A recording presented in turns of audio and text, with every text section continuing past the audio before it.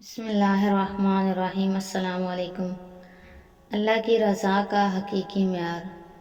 ایک شخص اللہ کا فرما بردار ہے، دوسرا اللہ کا نافرمان ہے۔ دونوں مچھلی کا شکار کرنے جاتے ہیں۔ ایک اپنے بتوں کا نام لیتا ہے اور جال پھینکتا ہے۔ اس کے جال میں مچھلیاں آتی ہیں۔ دوسرا اللہ کا نام لیتا ہے اور جال پھینکتا ہے اور اس کے جال میں کچھ نہیں آتا۔ کوشش کرتے کرتے شام ہو جاتی ہے۔ وہ اللہ کا نافرمان، غیر اللہ کا پکارنے والا اپنی مچھلیوں کا تھیلا بھر کر لاتا ہے اور یہ اللہ کا ماننے والا اپنا تھیلا خالی لے کر آتا ہے۔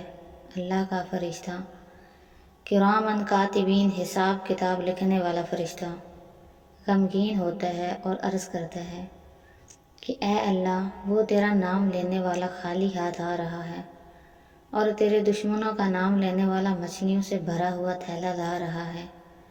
اس پر اللہ رب العزت فرشتوں کو ان دونوں کا آخرت میں ٹھکانہ دکھاتے ہوئے کہتا ہے کہ دیکھ، جو مچھلیاں بھر کے لے آ رہا ہے اس کا ٹھکانہ جہنم ہے۔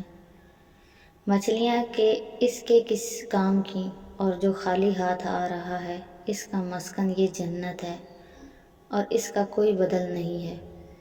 جیسے ہم کہتے ہیں کہ وہ اتنے نافرمان ہیں لیکن پھر بھی مزے کر رہے ہیں، اور یہ اتنے فرما بردار ہیں پھر بھی تکلیفوں میں مبتلا ہیں۔ ارے اللہ کے یہاں مقبولیت اور یہ پسندیدگی کا معیار کچھ اور ہے، اور وہ حکیم ذات ہے، حکیم ذات ہے۔